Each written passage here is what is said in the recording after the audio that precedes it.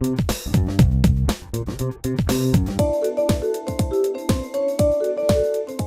rendez-vous Forum Santé en compagnie d'Alain Pestalozzi, bonjour. Voilà. Bonjour, bien bonjour à vous toutes et tous. Alors, bon, on en a parlé, on en a fait des émissions, mais on aime bien de temps en temps faire quelques petites piqûres de rappel. Et aujourd'hui, bien, on va refaire un petit point sur la consommation d'alcool. Et on va en parler au quotidien. L'alcool aujourd'hui, c'est pas banal.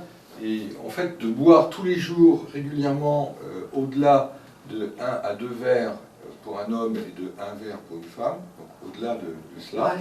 on est déjà dans l'alcoolisme. Et le nouvel indicateur maintenant, boire 5 à 6 verres d'alcool un samedi soir ou un dimanche soir entre amis, c'est une forme d'alcoolisme aussi. D'accord. Alors, on ne va pas rentrer dans les chiffres, mais on va vous en donner quand même un. L'alcool aujourd'hui tue plus de 49 000 Français chaque année. C'est-à-dire que, pour vous donner l'ordre de grandeur, c'est 10 fois plus que le nombre de morts par accident de voiture. C'est énorme. Donc c'est quand même un indicateur, c'est 10 fois plus. On n'en parle pas tellement de ça. C'est une des grandes maladies et des grandes causes de mortalité qu'on a aujourd'hui dans notre pays. Et alors, certaines sont directes, parce qu'on boit trop et puis il y a des conséquences. Certaines sont indirectes, puisqu'en fait on va avoir une maladie due à l'alcool qui elle-même va faire qu'on va mourir relativement rapidement. Alors c'est vrai que quand vous dites je vais chez mes amis, on boit un coup, on a bien dîné et puis on rentre, bon, on n'a pas la sensation d'être alcoolique. Mais si le même soir vous avez bu 4 verres dans votre soirée et qu'en reprenant votre voiture, parce que c'est pas très loin de chez vous, vous cassez la figure en voiture ou vous tuez quelqu'un au passage, ça va être une des conséquences de l'alcool. Tout à fait. Et c'est pas que chez les autres, c'est chez tout le monde. On a tous ces possibilités-là. Donc, une vigilance en se disant, voilà, il faut que je rentre. Donc là, où celle qui a le moins bu dans la soirée et dans le couple, c'est elle qui conduit la voiture. C'est des choses qu'on répète et qu'on répète, mais c'est la réalité. Voilà, faut pas prendre ça à la légère. Faut pas que ça reste quelque chose d'anecdotique. Voilà, c'est quand même, en moyenne, c'est 3 Français sur 10, quoi. Ouais, ça fait quand même. Oui. Mais on est tous susceptibles, à un moment ou à un autre, d'être proches, de boire de trop. On s'en rend pas vraiment compte. Alors, c'est vrai que nous, régulièrement, on en parle. Ça fait quand même quelques années qu'on fait cette émission. Voilà, de temps en temps, 1 à 2 fois par an, on fait une petite piqûre de rappel. À la télévision, il y a quand même des vidéos, des films chocs, des spots publicitaires, des affiches. Alors, est-ce que trop d'informations tue l'information ou est-ce qu'il n'y en a pas encore assez? Moi je dis que c'est dans le milieu familial, c'est avec la mère, avec le père, avec la femme. Le contexte familial. Avec le conjoint dans le couple. C'est souvent comme ça qu'il faut en parler entre soi, avec un petit mot en disant « Oh là, t'en as pris quand même pas mal. Ouais. Là, écoute, je t'ai pas repris autant de bière parce que donc ça commence par là. Je crois que c'est là qu'il faut... Le contexte familial fait que... C'est là qu'il faut en parler. D'accord. Alors, à quel moment on va dire que l'alcool, voilà, prend sa place, voilà, elle s'installe? L'alcool s'installe insidieusement quand on en a besoin, et qu'on en a besoin tous les jours ou toutes les semaines. Si on ne peut pas faire une fête sans alcool, mais en alcool en quantité, on est dépendant à l'alcool, c'est une forme d'alcoolisme, c'est une forme de problème, et c'est une forme de cause de dégradation de la santé, même si on n'en a pas conscience.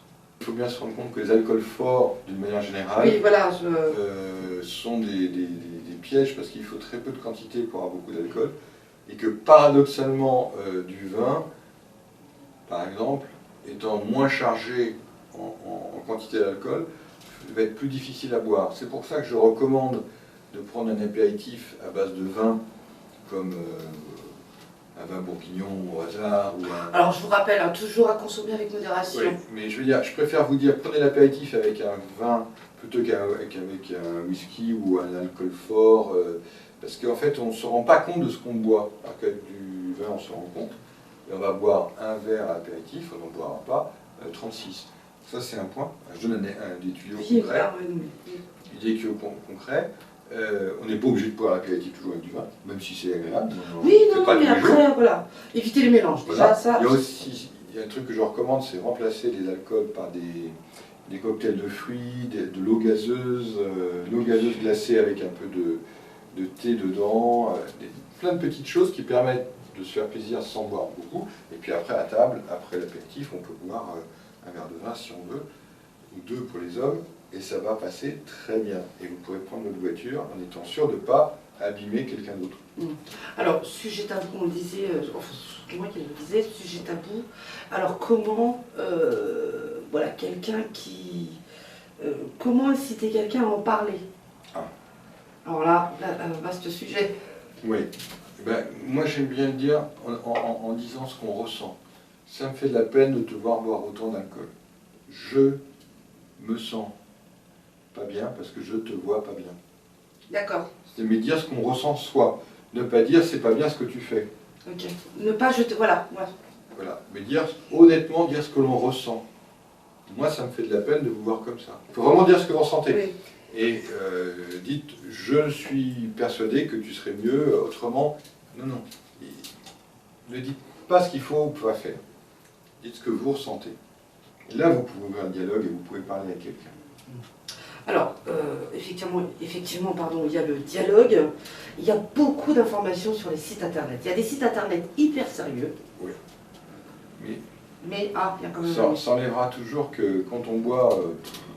Ouais. Tout le monde en a un peu conscience, puis on se dit, bon, bah, ça m'aide en ce moment, parce que voilà, j'en ai besoin, j'ai envie de boire un peu avec des amis, ou je ne suis pas trop bien, voilà, ou c'est mon mode de vie habituel comme ça. Alors, ça me remonte le moral pour l'après-midi. Toi, tu serais plus pour la partie, alors parler à la limite avec son pharmacien, avec son médecin, avec son ami. Avec un ami, et souvent de la famille, parce que la mère, le frère, la sœur, le petit ami ou la petite amie sont souvent les gens qui sont finalement les plus accessibles et on peut oser en parler.